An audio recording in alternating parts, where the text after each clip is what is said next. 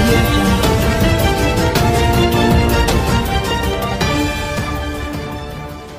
ఇవాళ జక్రాన్పల్లి మండల్ హెడ్ క్వార్టర్లో మనము 1025 మంది రైతులకు 91 లక్షల రూపాయల చెక్కులు ఇవాళ పంపిణీ చేసుకోబోతా ఉన్నాం. మరి ఇది ఒకటేసారి రాదు, 2 సార్లు వస్తుంది. ఇప్పుడు మేలో ఒక 91 లక్షలు, మళ్ళా నవంబర్ డిసెంబర్లో మళ్ళా ఒక 91 లక్షల రూపాయలను మళ్ళా పంపిణీ చేసుకోబోతున్నాం.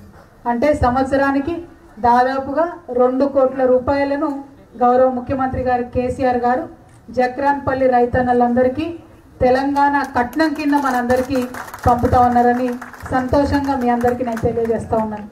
మన గౌరవ ఎమ్మెల్యే గారు చెప్పినట్టుగా ఇంతవరకు ఎక్కడ ఈ దేశం మొత్తంలో ఏ రాష్ట్రంలో కూడా ఇటువంటి కార్యక్రమాలు రైతులకు జరగలేదు.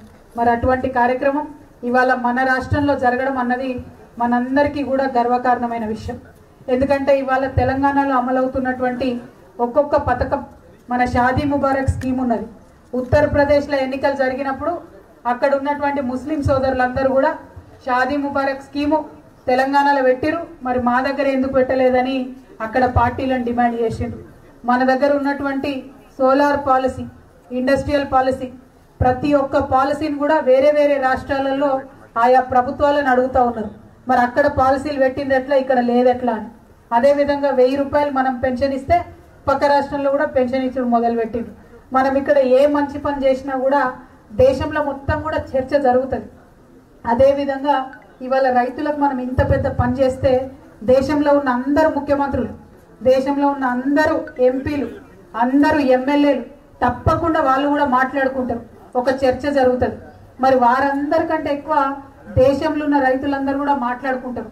మరి అట్లా తెలంగాణలో పైసలు ఇస్తున్నారట ఎకరానికి 4000, మనకెందుకు ఇయ్యరు అని చెప్పి మాట్లాడుకుంటారు. మాట్లాడుకోవడమే కాదు, ఇప్పుడు ఈ ఎలక్షన్లు ఇంకొక సంవత్సరమే ఉన్నది. ఈ సంవత్సరం లోపల మళ్ళా పార్టీలు పోతే వాళ్ళ దగ్గరికి మరి మా దగ్గర ఎందుకు ఇయ్యరు అని కూడా డిమాండ్ చేసేటటువంటి పరిస్థితి దేశం అంతా కూడా ఉంటుందని చెప్పి మీ అందరికీ నేను తెలియజేస్తా ఉన్నాను. మరి అట్లా రైతులు డిమాండ్ చేస్తే తప్పకుండా మన వల్ల, మన తెలంగాణ రైతాంగం వల్ల, మన గౌరవ ముఖ్యమంత్రి కేసీఆర్ గారి నాయకత్వం వల్ల ఇవాళ దేశంలో ఉన్న రైతులందరికీ కూడా మంచి జరుగుతుంది. దానికి మనమే తొవ చూపించిన వాళ్ళం అవుతామని తెలంగాణ బిడ్డలుగా మనందరం కూడా గర్వపడాల్సినటువంటి సందర్భం ఇదని మీ అందరికీ నేను తెలియజేస్తా ఉన్నాను.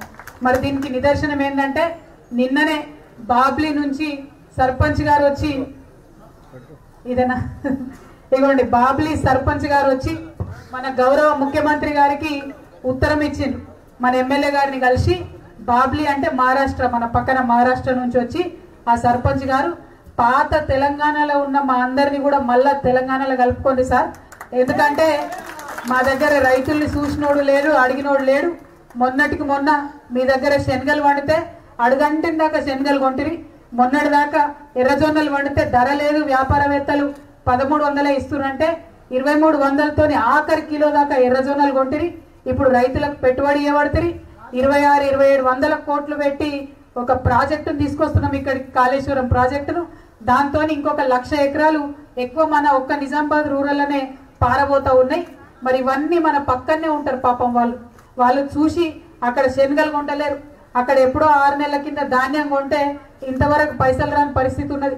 అవన్నీ చూసి మేము కూడా తెలంగాణలో చేరుతామని మరి బాబ్లీ సర్పంచ్ గారు అఫీషియల్గా ఆయన లెటర్ హెడ్ మీద మన ఎమ్మెల్యే గారికి ఉత్తరం ఇచ్చిపోయాను.